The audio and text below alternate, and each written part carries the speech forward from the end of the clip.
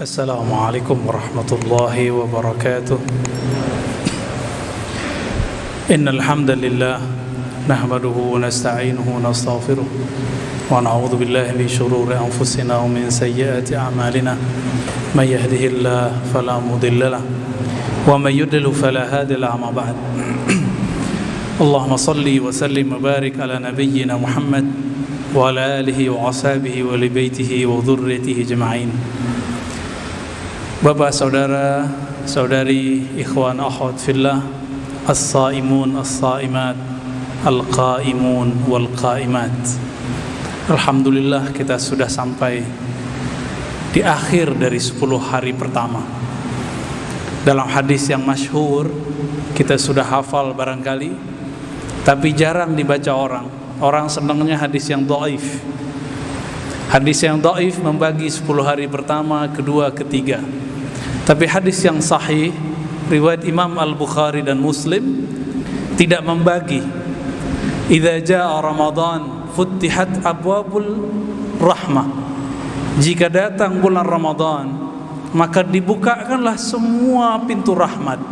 Tentu pintu rahmat yang Allah bagi untuk dunia. Allah itu dalam hadis Imam Muslim dikatakan inna lillahi mi'ata rahmah.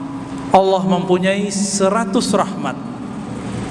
Satu rahmat Allah bagi mulai dari awal penciptaan alam semesta sampai akhir kiamat nanti. Maka rahmat itu terkumpul banyak di malam ini, terkumpul pada siang-siang Ramadan. Maka disebutlah futtihat abwab, dibukakan pintu-pintu, bukan satu pintu tapi abwab, plural, jamak dari bab. Seperti masjid ini ada pintu-pintu, banyak akses untuk bisa mencari rahmat itu. Lalu rahmat itu apa? Rahmat itu kasih sayang Allah Subhanahu wa ta'ala. Maka orang yang berpuasa akan gampang tersentuh dengan orang lain yang hidupnya kesusahan. Maka kita sering lihat ada orang tiba-tiba ada yang membagikan takjil sebelum berbuka puasa, baik di masjid ataupun di tepi jalan. Alhamdulillah Ramadan ini sudah mulai hampir normal, walaupun belum normal. Tahun lalu begitu menyedihkan, kita tidak tahu tahun depan. Maka mumpung bulan ini, tahun ini, nyawa kita masih bersatu dengan tubuh ini, nikmati sepuas-puasnya kenikmatan Ramadan. Kita tidak tahu tahun depan, tahun berikutnya lagi kita tidak mengerti. Siapa tahu nanti ada virus baru lagi. Nanti semua kita ketakutan lagi. Bayangkan Bapak serahkan Allah, cuma virus corona orang ketakutan. Bagaimana nanti jika ada virus-virus yang lain? Tapi semoga ini jadi pelajaran buat kita sehingga kita bisa menyesuaikan diri.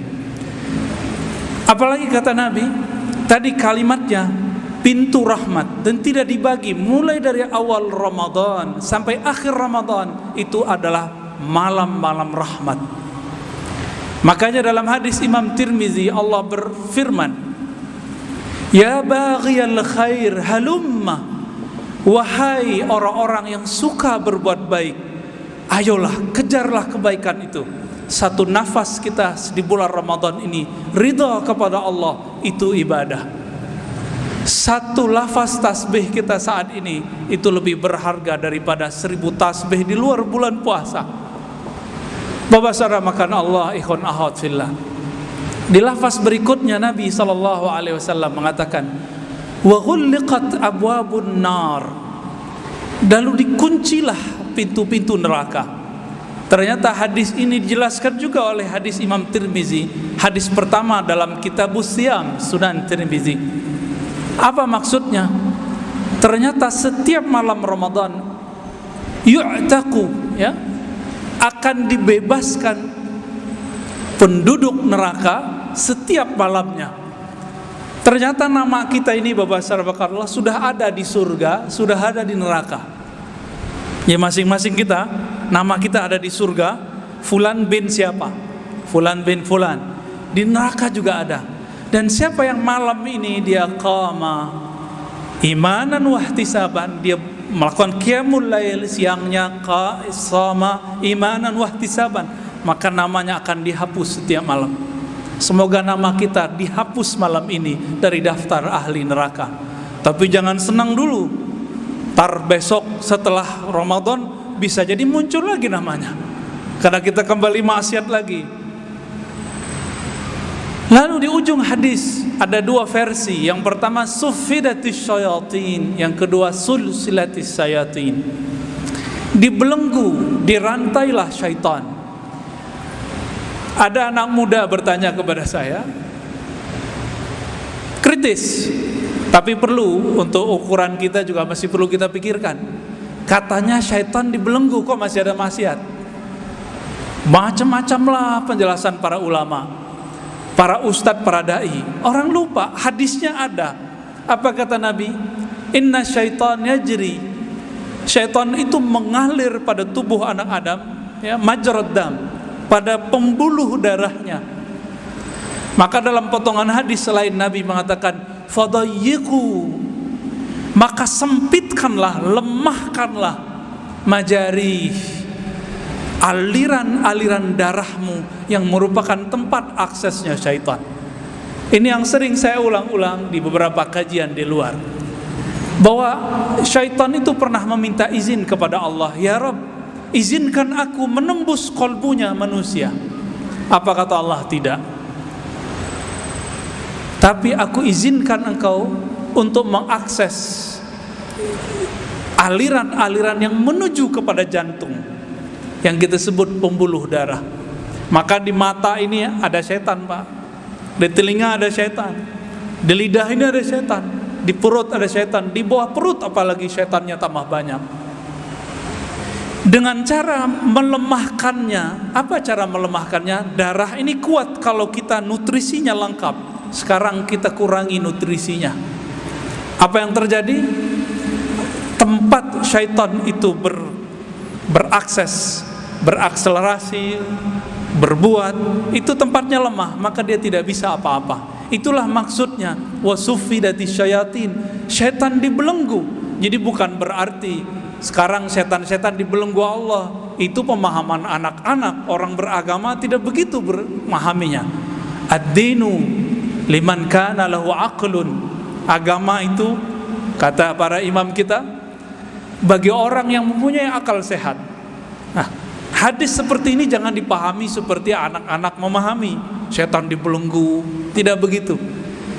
Setan itu dilahirkan, diciptakan. Setiap kali ada manusia lahir, maka Allah ciptakan puluhan, bahkan ratusan, bahkan ribuan setan. Jadi setan itu urusannya sama diri kita. Ketika orang berpuasa, maka setan yang ada pada dirinya sedang dibelenggu. Jadi siapa yang membelenggu? Lafaznya suffidat. Dibelenggulah setan. Allah membelenggu setan itu melalui manusia yang melemahkan jalur-jalurnya, akses-aksesnya, yaitu pembuluh darah. Lebih kurang begitu pemahamannya lah. Bapak saudara makan Allah. Dan ini dari awal Ramadan sampai akhir Ramadan. Dan siapa yang terus berpuasa setelah Ramadan, maka dia telah menggenapkan setiap bulannya, setiap pekannya melemahkan syaitan.